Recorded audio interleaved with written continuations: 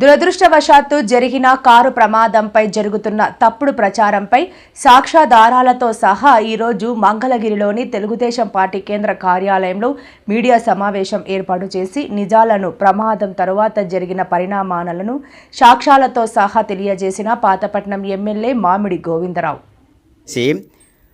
కనీసము ఢీ కొట్టిన తర్వాత కూడాను కనీసం అట్లీస్ట్ ఏ విధంగా ఢీ కొట్టిన తర్వాత కూడాను ఆ వ్యక్తిని, దానయ్య అనే వ్యక్తిని హాస్పిటల్కి తీసుకెళ్తామనే కనీసం జ్ఞానం కూడా లేకుండా, ఆయన ఒక డాక్టర్, మళ్ళీ అప్పలరాజు గారు తీసుకెళ్లకుండా రోడ్డు మీద విడిచిపెట్టి వెళ్ళిన వ్యక్తిత్వం అప్పలరాజు గారిది.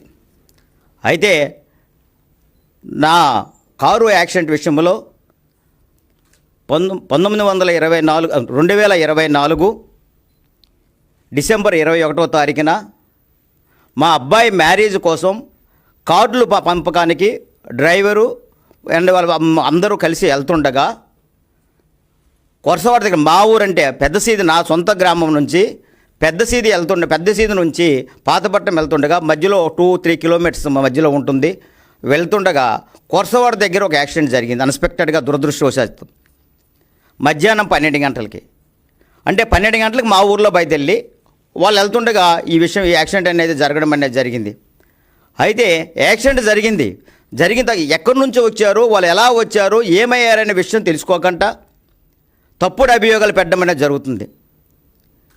మన్యం జిల్లా దగ్గర నుంచి డిసెంబర్ 23వ తారీఖున వాళ్ళ తాలూ కుటుంబ సభ్యులు ఎవరో పాతపట్నంలో చనిపోతే నైట్ టైం వాళ్ళు ఆటోలో రావడం అనేది జరిగింది.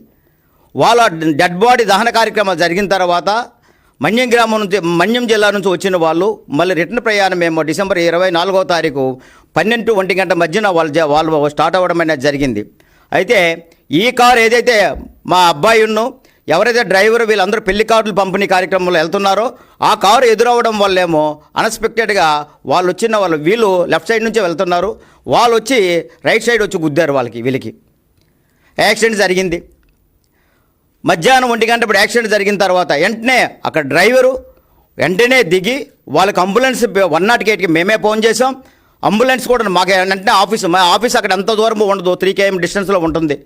మా స్టాఫ్, మా పిఏలు అందరూ వచ్చి 108 ఫోన్ చేసి ఇమీడియట్గా వాళ్ళని హాస్పిటల్కి తీసుకెళ్ళడం అనేది జరిగింది. ఎక్కడికి? శ్రీకాకుళం రిమ్స్ హాస్పిటల్కి. ఇది వాస్తవం, ఇది రిమ్స్ హాస్పిటల్ జరిగింది. అది నాకు తెలిసిన వెంటనే నేను కూడా ఇమీడియట్గా హాస్పిటల్కి వెళ్ళి చెత్తగాతులకు పరామర్శ చేసి డాక్టర్లని పిలిపించి ప్రాబ్లం అడిగి, ఏమి జరిగింది ఆ ప్రాబ్లం అడిగి అసలు దీన్ని రెట్టిఫై కోసం వాళ్ళ హెల్త్ సమాచారం కోసం నేను కనుక్కోవడం జరిగింది. అది జరిగిన తర్వాత వాస్తవంగా ప్రజలందరూ చూస్తున్నారు.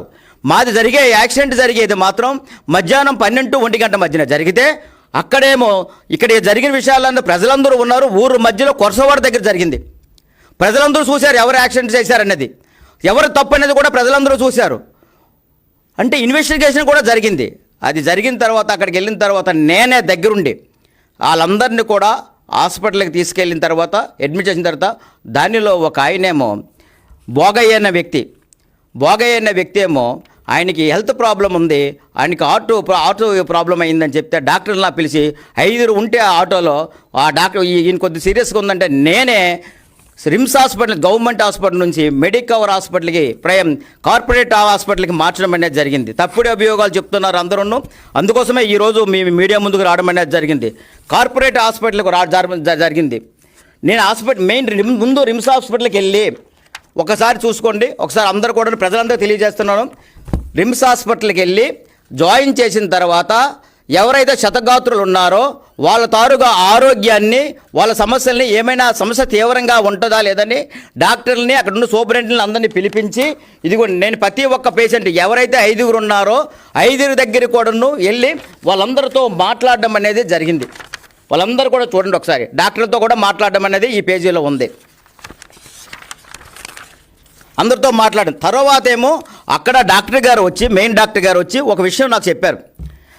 ఎవరైతే ఈ భోగయ్య అనే వ్యక్తి ఉన్నారో ఆయన ముందే హార్ట్ ప్రాబ్లం ఉంది, ఆయన పల్స్ డౌన్గా ఉందని నాకు చెప్పితే ఇమీడియట్లీగా నేనే అదే 21వ తారీఖున మధ్యాహ్నము, అంటే నైట్ టైం ఏమో వెంటనే ఇమీడియట్లీగా 2024 డిసెంబర్ 21వ తారీఖున రిమ్స్ హాస్పిటల్ జాయిన్ చేసిన తర్వాత ఆయన ఆరోగ్యం బాగోలేదు, కండిషన్ అంటే నేను వెంటనే రిమ్స్ హాస్పిటల్కి మాత్రం మార్చాను. ఇదిగోండి డేటు టైంతో సహా రిమ్స్ దీని నుంచి ఎక్కడికి మార్చాను, మెడికవర్ హాస్పిటల్కి మార్చాను.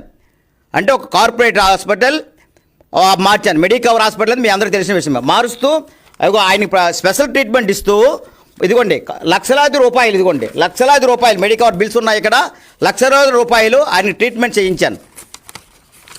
ఇదిగోండి చూడండి, అన్ని బిల్స్ ఆయనవే. మొత్తంలో లక్షలాది రూపాయలు ట్రీట్మెంట్ చేయిస్తూ దురదృష్టవశాత్తు యాక్సిడెంట్ జరగడం ఒక దురదృష్టవశాత్తు జరిగింది.